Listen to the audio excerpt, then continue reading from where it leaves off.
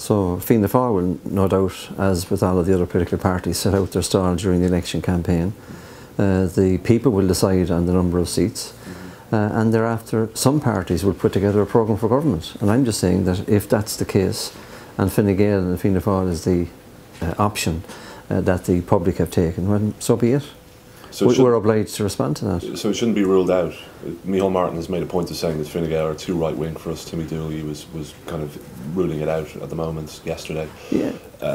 So there seems to be some movement within Fianna Fáil to rule this out definitively.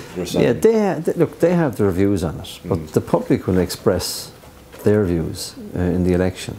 And then it is incumbent on the political process to respond to that.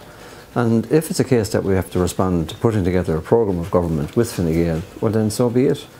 And I have no doubt that those who are speaking against it today, or parking it, or doing what they want to do with it, will be the very ones that will be central to any discussion on it. What about Sinn Féin? Do you think, I mean, again, Micheál Martin has ruled them out as not being a possibility for government after the next election. But do you think it's the same answer, Hugh. If people decide that they're going to vote in their numbers for Sinn Féin and they turn up those numbers in the Dáil in terms of representatives, what do? Go back to the public and tell them, sorry, you gave us the wrong answer.